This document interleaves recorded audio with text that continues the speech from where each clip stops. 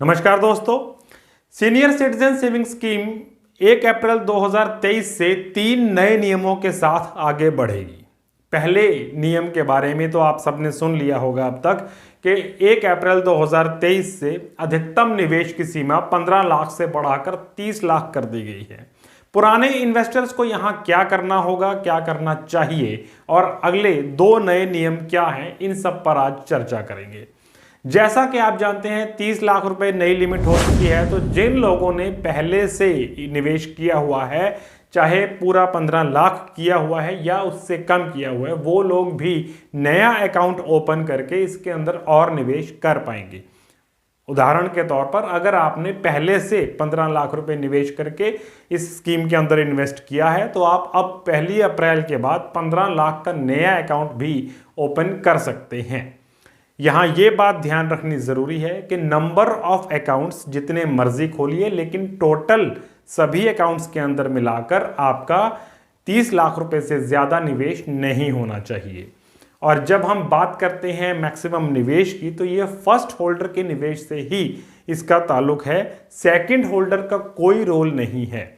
Second holder का role सिर्फ तभी होता है अगर पहले होल्डर की मृत्यु हो जाती है। इनकम टैक्स के नज़रिए से, इंटरेस्ट मिलने के नज़रिए से, अकाउंट पर हक के नज़रिए से, हर तरीके से जब तक फर्स्ट होल्डर जिंदा है, सिर्फ अकाउंट उसी का माना जाता है। जिन लोगों का अकाउंट पहले से खुला हुआ है, वो पिछले पुराने चलते हुए अकाउंट के अंदर और पैसा नहीं डाल सकते। अगर आपको और निवेश करना है तो नया अकाउंट ओपन करेंगे आप, उसके अंदर और पैसा आप डाल सकते हैं, लेकिन पुराने अकाउंट का टॉपअप यहां अलाउड नहीं होगा। सीनियर सिटीजन सेविंग स्कीम का अकाउंट आप इंडिविजुअल अपने नेम पर भी ओपन कर सकते हैं या अपने स्पाउस के साथ ज्वाइंट भी, यानी वाइफ या हस्बैंड के साथ ज्वाइंट अकाउंट ओपन कर सकते हैं। लोगों को यह गलत फहमी है कि सेकंड होल्डर का भी एज का क्राइटेरिया पूरा होना चाहिए। ऐसा नहीं होता। जो फर्स्ट होल्डर है वो एलिजिबल होना चाहिए। उसकी उम्र 60 साल या कुछ केसेस में 60 साल से कम जब हम इस अकाउंट में इन्वेस्ट कर सकते हैं, वो क्राइटेरिया उसको पूरा करना होता है। लेकिन सेकंड होल्डर की उम्र चाहे कितनी भी हो, वाइफ की या हस्बैंड की, वो अगर 40 साल का है, 30 साल का है, तब भी उसके अंदर वो ज्वाइंट होल्डर के रूप में बना रह सकता है। लेकिन अगर उसको फर्स्ट होल्डर के तौर पर अपना अकाउंट ओपन करना है तो एज का क्राइटेरिया उसको पूरा करना ही होगा। यानी हर हिंदुस्तानी व्यक्ति 60 साल से जो ऊपर का है वो इसके अंदर इन्वेस्ट कर सकता है। एनआरआई या एचयूएफ को तो इन्वेस्ट करने की अनुमति नहीं होती। रिटायर्ड पर्सोनल्स हैं जो डिफेंस सर्विसेज के, अदर देन सिविलियन डिफेंस, वो 50 साल की उम्र के बाद भी इसमें इन्वेस्ट कर सकते हैं। और किसी इंस्टीट्यूशन से आपने रिटायरमेंट लिया है, सुपर एनुएशन पर रिटायर्ड हैं या वीआरएस लिया है, 55 साल की उम्र के बाद भी इसके अंदर आप इन्वेस्ट कर सकते हैं। लेकिन जो आपकी रिटायरमेंट बेनिफिट रिसीट्स हैं, उन रिसीट्स पर जो डेट है, उस डेट से 1 महीने के अंदर अंदर आपको इन्वेस्ट करना होगा। ये जो सारी शर्तें हैं ये पहले अकाउंट होल्डर पर लागू होती हैं। सेकंड ज्वाइंट अकाउंट होल्डर जो है उस पर ये कोई भी शर्त, उम्र की सीमा की या एलिजिबिलिटी क्राइटेरिया कोई भी उस पर लागू नहीं होता। इंटरेस्ट रेट आप सब जानते हैं इस समय 8% चल रहा है, जो कि फिक्स है। इंटरेस्ट आपको क्वार्टरली दिया जाता है, इसमें भी कोई बदलाव नहीं किया गया है। पहले 5 साल के लिए आपका इंटरेस्ट रेट फिक्स रहेगा। 5+3 की स्कीम है, यानी आप इसको एक्सटेंड कर सकते हैं। पोस्ट ऑफिस, बैंक, सभी जगह ये आपको स्कीम मिल जाती है। अब हम चलते हैं सीधा उस बात पर जो दूसरा बड़ा नियम इसमें बदला गया है। दूसरा नियम बदला ये गया है कि एक्सटेंशन पीरियड के अंदर अगर आप इस अकाउंट को प्री मैच्योर करना चाहते हैं तो वो पहले से मुश्किल हो गया है। आपने मान लीजिए पहले 5 साल अकाउंट चला लिया, उसके बाद इसको 3 साल के लिए एक्सटेंड करवाया, तो 5वें से 6वें साल के बीच में पहले आप इसको प्री मैच्योर कर सकते थे। लेकिन अब 1 अप्रैल 2023 से इसको ऐसा आप नहीं कर पाएंगे। यानी टोटल अगर हम आपको समझाएं कि प्री मैच्योरिटी का इसका रूल क्या रहेगा, तो पहले साल के अंदर अकाउंट ओपनिंग डेट से पहले साल के अंदर अब आप इस अकाउंट को प्री मैच्योर कर सकते हैं। पहले ऐसा नहीं था, आप इसको प्री मैच्योर पहले साल नहीं कर सकते थे। लेकिन 1 अप्रैल 2023 के बाद ये नियम बदला है। आप इस अकाउंट को कभी भी प्री मैच्योर कर सकते हैं। अगर अकाउंट ओपनिंग डेट से लेके 1 साल पूरा होने से पहले इसको प्री मैच्योर करेंगे तो आपको कोई ब्याज नहीं दिया जाएगा और आपसे कोई पेनल्टी भी नहीं ली जाएगी। अगर कोई ब्याज क्वार्टरली बेसिस पर जो आपको दिया जाना है वो दिया जा चुका है तो वो आपकी मूल राशि में से काटकर बाकी पैसा आपको वापस दिया जाएगा। डायरेक्ट पेनल्टी कोई नहीं लगाई जाएगी। यहाँ ये ध्यान रहे कि सेविंग्स अकाउंट का इंटरेस्ट रेट भी आपको इसमें नहीं मिलेगा। अगर 1 साल पूरा होने के बाद और दूसरा साल खत्म होने से पहले प्री मैच्योर करते हैं तो ब्याज में कोई कटौती नहीं है। आपके मूल राशि जो मूल उसका डिपॉजिट है आपका, उसमें से 1.5% रकम काट के बाकी आपको वापस की जाएगी। 2 साल पूरा हो गए हैं और 5 साल के पहले आप प्री मैच्योर करना चाहते हैं तो मूल राशि का 1% काटा जाएगा। इसमें भी ब्याज में से आपको कोई रकम को खतरा नहीं है। अब 5वें से 6ठे साल में अगर आपने अकाउंट एक्सटेंड किया है, आपको अनुमति नहीं होगी अकाउंट को मैच्योर करने की। पहले ऐसा नहीं था, पहले आप इसको प्री मैच्योर एक्सटेंशन पीरियड में कभी भी कर सकते थे, लेकिन अब 1 अप्रैल 2023 के बाद नहीं कर पाएंगे। 6ठे से 8वें साल के पूरे होने के बीच आप कभी भी प्री मैच्योर कर सकते हैं। आपसे ना तो कोई ब्याज की कटौती होगी, ना कोई पेनल्टी ली जाएगी। किसी भी दिन आप बिना कोई कारण बताए उसको प्री मैच्योर कर सकते हैं। और ख़ास बात यह है कि अकाउंट ओपनिंग से लेकर 8 साल पूरे होने तक, 5+3 वाले जो 8 साल हैं पूरे होने तक, कभी भी अगर आप इसको प्री मैच्योर करते हैं तो कोई मेडिकल ग्राउंड्स, कोई स्पेसिफिक रीज़न नहीं चाहिए। आप सिर्फ पेनल्टी पे कीजिए या आपको जो भी इंटरेस्ट वो नहीं दिया जाना पहले साल, वो चीज़ें आप बर्दाश्त कर लीजिए और आप प्री मैच्योर करवा सकते हैं।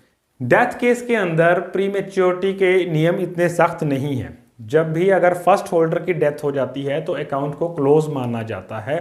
डेथ डेट तक आपको सीनियर सिटीजन सेविंग स्कीम का जो इंटरेस्ट रेट है वो ही पे किया जाएगा, लेकिन डेथ डेट के बाद अगर आपने 1 महीने बाद, 2 महीने बाद उसको प्री मैच्योर करवाया है तो उस 1-1.5 महीने का जो इंटरेस्ट रेट है वो सेविंग्स अकाउंट का इंटरेस्ट रेट आपको पे किया जाएगा। डेथ केस के अंदर जो ज्वाइंट होल्डर है, अगर वो एलिजिबिलिटी क्राइटेरिया को पूरा करता है तो उस अकाउंट को आगे कंटिन्यू भी कर सकता है। ये उसकी मर्जी है, वो प्री मैच्योर करवा ले या उस अकाउंट को कंटिन्यू करे, लेकिन कंटिन्यू करने के लिए उसे सीनियर सिटीजन सेविंग स्कीम का एलिजिबिलिटी क्राइटेरिया यानी कि उसकी जो शर्तें हैं अकाउंट चलाने के लिए वो पूरी करनी होंगी। यानी वो 60 साल से ऊपर हो या 50 साल से ऊपर रिटायर्ड हो और उसका खुद का अगर कोई senior citizen saving scheme account open हुआ है तो उसके अंदर उसने मैक्सिमम डिपॉजिट लिमिट से ज़्यादा डिपॉजिट ना कर रखा हो, यानी जो उसका खुद का पहले से अकाउंट है और अब जो नया अकाउंट उसके नाम पर ट्रांसफ़र होने वाला है, दोनों का टोटल मिलाकर 1 अप्रैल 2023 के बाद 30 लाख रुपए से ऊपर नहीं होना चाहिए। तीसरा जो नियम बदला गया है वो इंटरेस्ट रेट को लेकर है। जैसा कि हम सब जानते हैं कि 5 सालों के लिए इंटरेस्ट रेट फिक्स होता है जिस भी इंटरेस्ट रेट पर आपने इन्वेस्ट किया हो, लेकिन अगर आप अकाउंट को एक्सटेंड करवाते हैं तो पुराना इंटरेस्ट रेट नहीं मिलेगा, बल्कि जो मैच्योरिटी डेट वाले दिन इंटरेस्ट रेट चल रहा होगा वो इंटरेस्ट रेट आपको आने वाले 3 साल के लिए दिया जाएगा। चाहे आप अकाउंट को बंद करके नया अकाउंट खोलिए, चाहे आप उसी अकाउंट को एक्सटेंड करवाइए, दोनों कंडीशंस के अंदर इंटरेस्ट रेट नया लगेगा। लोग ये बहुत पूछते हैं कि क्या हम 5 साल बाद अकाउंट बंद करके नया अकाउंट खोल सकते हैं? जी हाँ, खोल सकते हैं। अगर आपने अकाउंट को एक्सटेंड किया है, टोटल 8 साल आपने अकाउंट चलाया है, उसके बाद भी आप नया अकाउंट ओपन कर सकते हैं। और जो नियम बदला है वो ये है कि अगर आपने जैसे 1 अप्रैल 2023 के बाद 30 लाख रुपए की मैक्सिमम डिपॉजिट लिमिट है एक पर्सन के लिए, एक अकाउंट के लिए नहीं होती, एक पर्सन के लिए, और उस पर्सन ने 2-3 अकाउंट खोले जिनका टोटल मिलाकर मान लीजिए 35 लाख रुपया उसने इन्वेस्ट कर दिया, तो जो 5 लाख रुपया ज़्यादा उसने इन्वेस्ट किया है उसके ऊपर पहले आपको कम से कम सेविंग्स अकाउंट का रेट ऑफ इंटरेस्ट तो दे ही दिया जाता था। इसके ऊपर पहले से हमने एक वीडियो डिटेल में बनाया हुआ है, लेकिन अब ऐसा भी नहीं होगा। अब जो भी रकम 30 लाख से ज़्यादा अगर आपने डिपॉजिट कर दी है उस पर आपको 1 रुपया भी ब्याज के रूप में नहीं दिया जाएगा। जिस दिन भी वो चीज़ पकड़ी जाती है वो पैसा आपको वापस मिल जाएगा, लेकिन उस पर कोई ब्याज नहीं मिलेगा। सीनियर सिटीजन सेविंग स्कीम के इनकम टैक्स के एक प्रोविजन को लेकर लोगों में बहुत उलझन है। 80C के लिए इसकी इन्वेस्टमेंट एलिजिबल है, ये तो हम सब जानते हैं कि 1.5 लाख रुपए तक की आप रिबेट ले सकते हैं, लेकिन ऐसा नहीं होता कि आप ये रिबेट हर साल ले पाएंगे। जिस दिन आपने इन्वेस्ट किया है उस दिन के मुताबिक जो फाइनेंशियल ईयर आपका है उसी साल उसी फाइनेंशियल ईयर के लिए सिर्फ आपको वो एटीसी की रिबेट मिलेगी, अगले सालों के लिए नहीं मिलेगी। अगर आप अगले सालों में भी एटीसी की रिबेट लेना चाहते हैं तो आपको और फ्रेश इन्वेस्टमेंट करनी होगी। अगर आपने 5 साल के बाद अकाउंट एक्सटेंड करवाया है तब भी आपको एटीसी की इन्वेस्टमेंट उसके अंदर करने का, अगर आपने 5 साल पूरे होने के बाद अकाउंट को एक्सटेंड करवाया है तो वो एक्सटेंडेड अमाउंट एटीसी के लिए एलिजिबल नहीं होती। लेकिन अगर आपने 5 साल बाद अकाउंट को बंद कर दिया और नया अकाउंट ओपन किया है तो एटीसी के अंदर वो इन्वेस्टमेंट एलिजिबल मानी जाएगी। इसलिए एक्सटेंशन के अंदर यहाँ ये ड्रॉबैक है कि एक्सटेंशन एटीसी एलिजिबल नहीं है। ब्याज जितना भी आपको आता है, चाहे वो एक्सटेंशन पीरियड में है चाहे वो 5 साल के पीरियड में है, वो टैक्सेबल है, टोटल इनकम में आपकी ऐड किया जाता है। 50,000 रुपये अगर आपका सालाना ब्याज बनता है तो उसके ऊपर टीडीएस भी काटा जाता है। 15H फॉर्म आप दे सकते हैं टीडीएस को अवॉइड करने के लिए, ये भी हम सब जानते हैं। एटीटीबी की रिबेट मिल सकती है, यानी आप टोटल अपनी जो इंटरेस्ट इनकम है जहां से भी आपको आ रही है, बैंक से पोस्ट ऑफिस से, उसमें से 50,000 रुपये घटाकर बाकी बची इनकम पर आपको टैक्स। तो निवेश की सीमा बढ़ाई जाएगी 1 अप्रैल 2023 से।